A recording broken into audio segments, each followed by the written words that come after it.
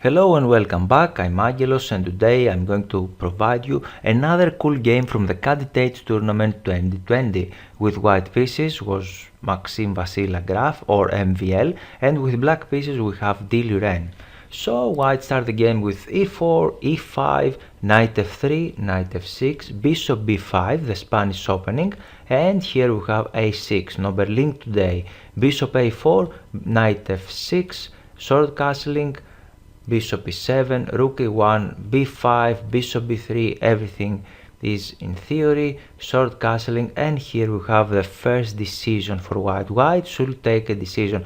For example, he can play a normal move like c3, but here we know that Marshall keep it secret for almost 10 years in order to play his novelty against world champion Capablanca, and his novelty was d5, the martial attack, and very aggressive and interesting line with black. And here, in order to avoid it, one of the moves is h3, so it's not good now for black to play the d5, and for that reason black developed the pieces normally. Bishop b7, d3, d6, a3, another quiet move, queen d7, knight c3, and if you play slowly then black has no problems and he can develop his pieces.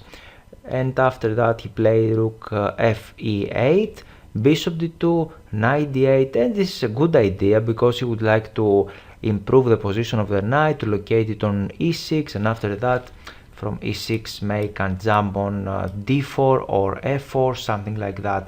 And of course black can play c5 at some point. This is another idea.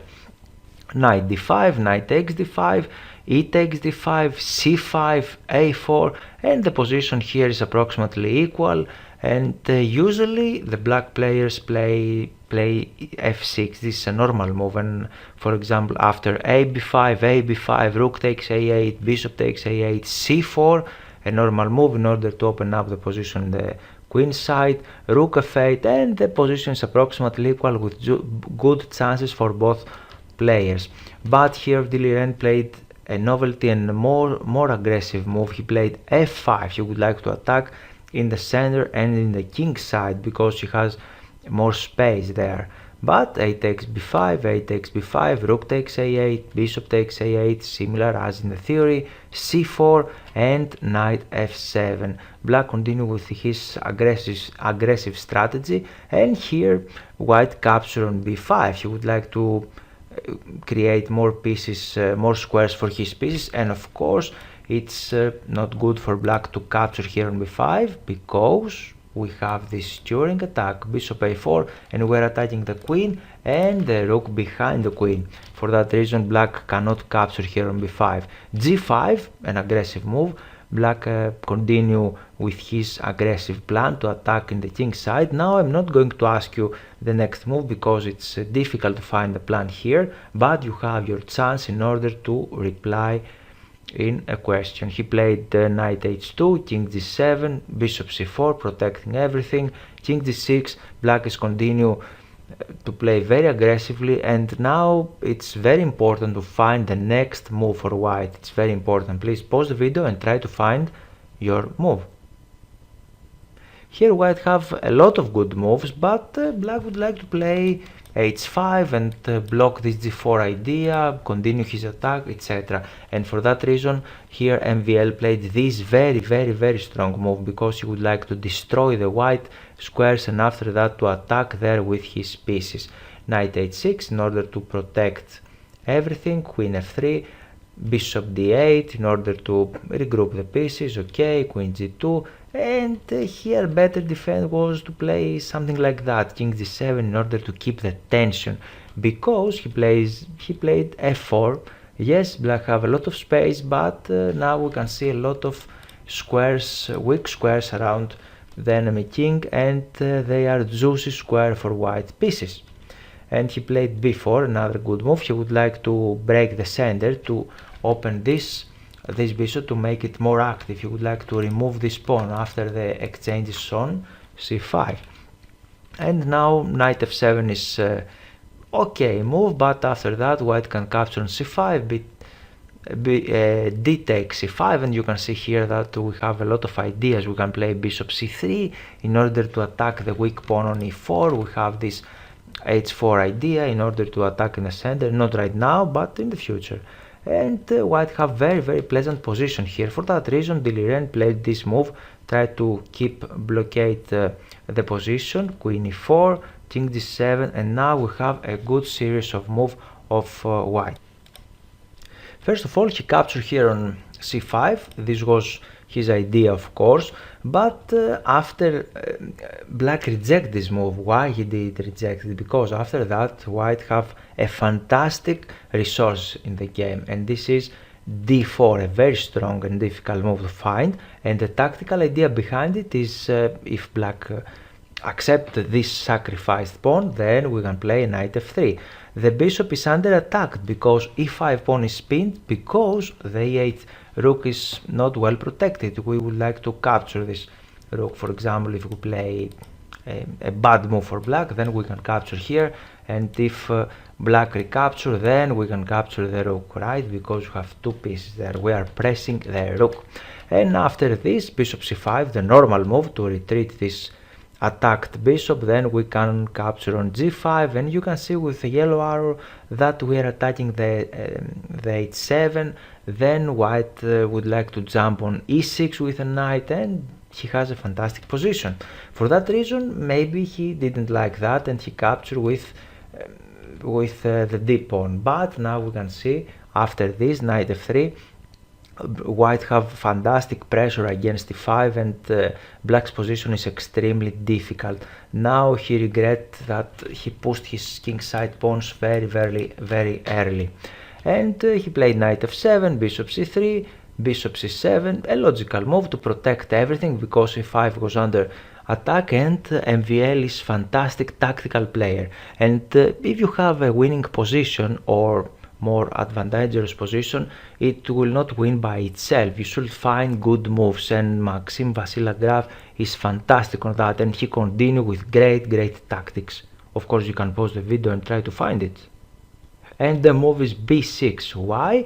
Because we are attacking the bishop and we would like to distract this bishop from the defense. For example, if black captures there, maybe we don't have this move bishop b5 in order to secure again the pieces, but more interesting move is this one, knight takes e5. We're attacking the queen, and after this exchange we can capture with the bishop. The king is under attack, he can go back, but we can play d6, open up the bishop, and after that we can play another very strong blow. Can you find it?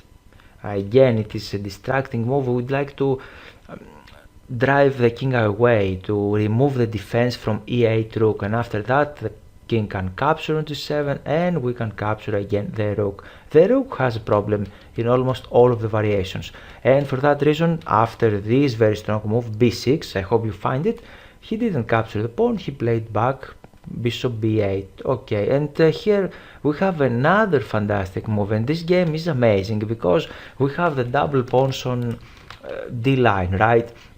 And right now Maxim Vasiliev played another strong move, queen f5, and he is offering another doubling. He can black can capture here on f5, and after g takes f5 we have double pawns on f line and on d line. And not only that, black can capture one pawn on f5, right? But white have fantastic square for his pieces, and he played knight d2, and he would like to go to jump on e4 with a knight, and after rook d8, d6, another strong move, and black here cannot capture this pawn, cannot capture it with a nice way. For example, if he capture like that, then we can capture with a rook, and we would like to create a discover attack. And after knight takes e4, we can give this nice check, and we are attacking the king, the rook, the knight, everything, right?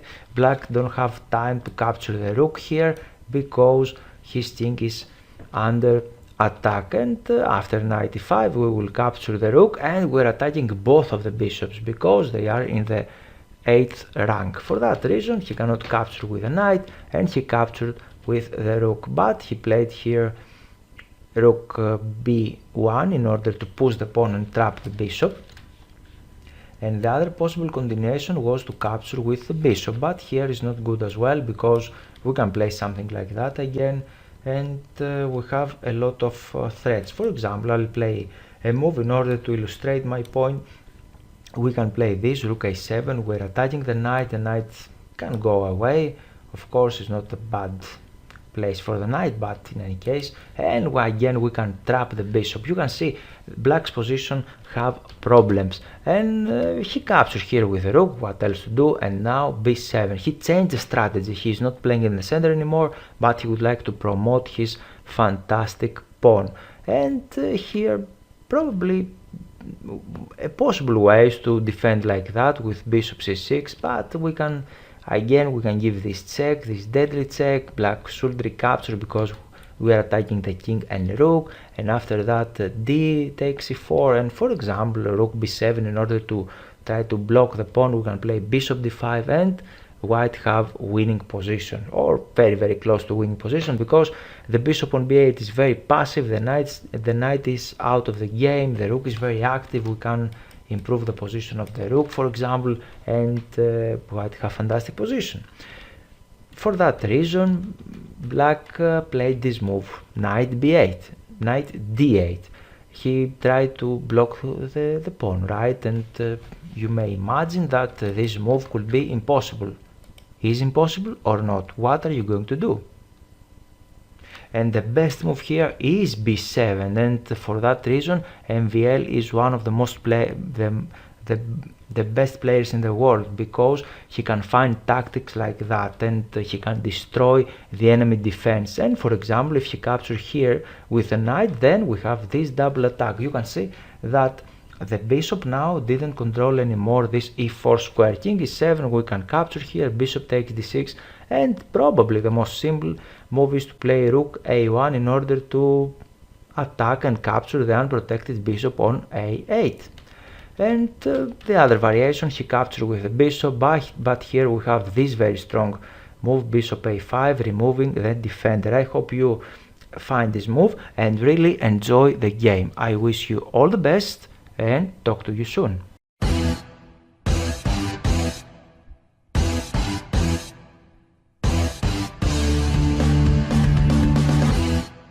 So, why you should become a member? This is an amazing opportunity to you to support the channel and gain access to exclusive perks. Well, it's not just about supporting the channel, it's about becoming part of the exclusive community.